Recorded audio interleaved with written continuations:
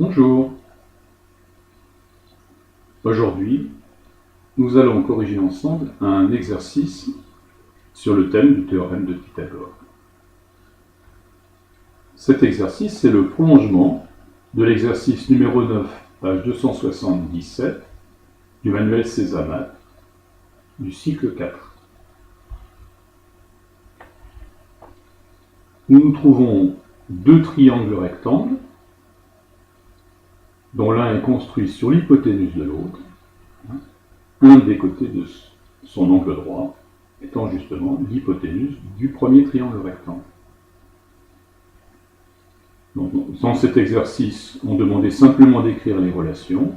Dans l'exercice suivant, on va particulariser sur un cas en donnant des valeurs aux côtés GH, HE et FG.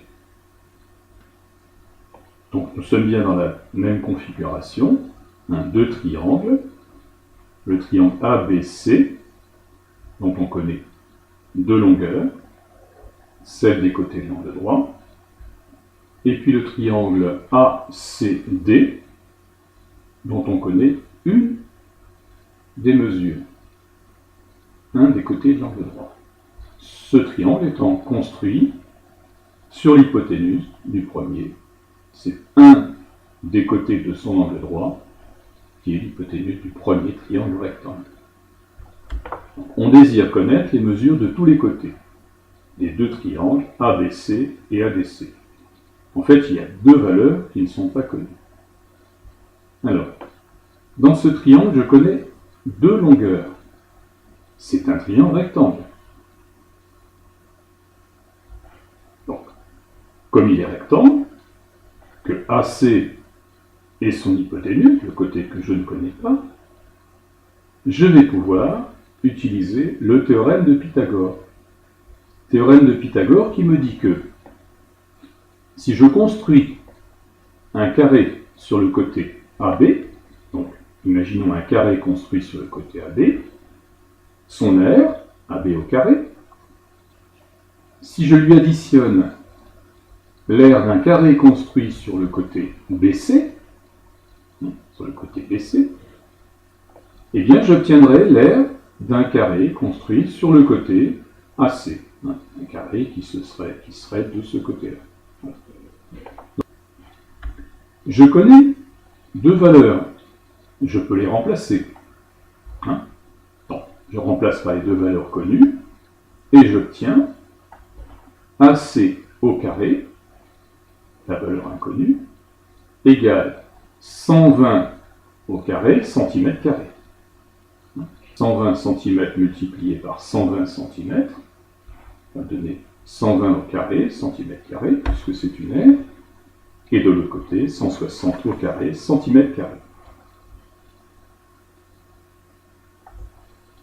En calculant cette valeur, j'obtiens 14 400. En calculant le carré de 160, j'obtiens 25 600. Si je prends la racine carrée de cette somme, j'obtiendrai la valeur du côté AC en centimètres. Et cette valeur, alors en additionnant ces deux valeurs-là, je trouve 40 000.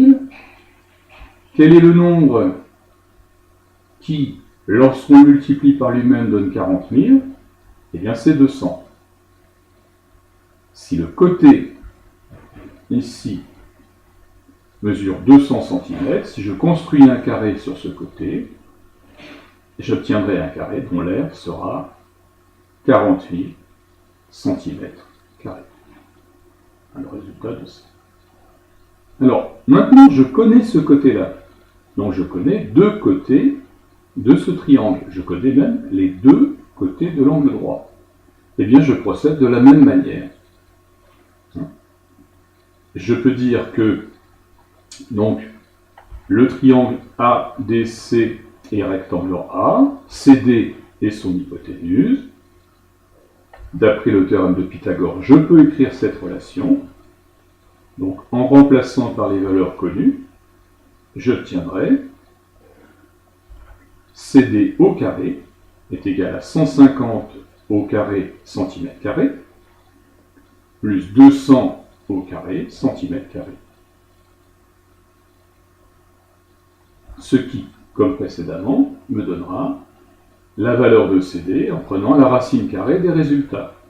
Le carré de 150, c'est 22 500. Le carré de 200, c'est 40 000, que j'avais déjà tout à l'heure. C'est le carré de cette valeur-là, que j'ai obtenu ici. Et donc, CD est égal à 250 cm. Je connais maintenant toutes les valeurs des longueurs des triangles ABC et ACD. Alors, dans un exercice rédigé, il faudrait rédiger la réponse finale en indiquant AB égale 120 cm, BC égale 160 cm, AC égale 200 cm, AD égale 150 cm, DC égale 250 cm. C'est-à-dire que je répète également les valeurs qui étaient données par l'énoncé, puisqu'on me demande de les préciser toutes. Voilà. Eh bien, c'est tout pour aujourd'hui.